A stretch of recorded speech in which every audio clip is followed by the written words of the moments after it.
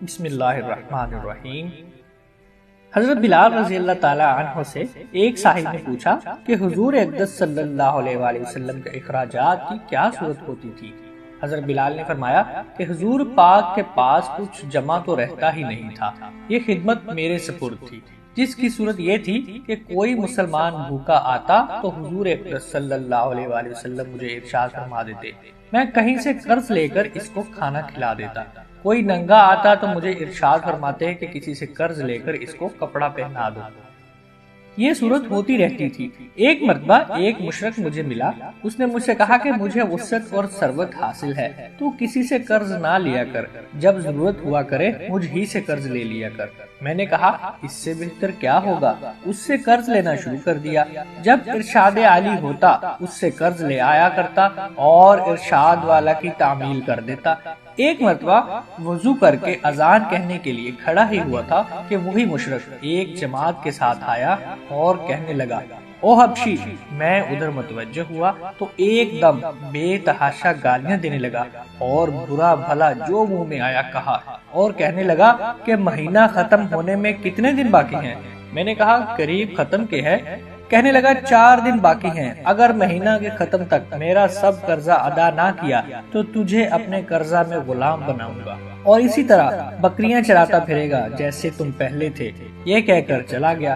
مجھ پر دن بھر جو گزرنا چاہیے تھا وہی گزرا، تمام دن رنج و صدمہ سوار رہا اور عشاء کی نماز کے بعد حضور پاک کی خدمت میں تنہائی میں حاضر ہوا اور سارا قصہ سنایا اور عرض کیا، یا رسول اللہ، نہ آپ کے پاس اس وقت ادا کرنے کے فوری انتظام ہے اور نہ کھڑے کھڑے میں کوئی انتظام کر سکتا ہوں، وہ ذلیل کرے گا، اس لیے اگر اجازت ہو تو اپنے قرض اترنے کا انتظام ہو، میں کہیں روح پوش ہو جاؤں گا، جب آپ کے پاس کہیں سے کچھ آ جائے گا تو میں حاضر ہو جاؤں گا۔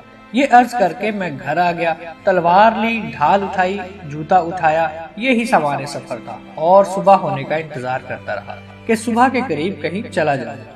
صبح قریب ہی تھی کہ ایک صاحب دوڑے ہوئے آئے کہ حضور صلی اللہ علیہ وآلہ وسلم کی خدمت میں جلدی چلو۔ میں حاضر خدمت ہوا تو دیکھا کہ 4 اونٹنیاں جن پر سامان لدا ہوا تھا بیٹھی ہیں۔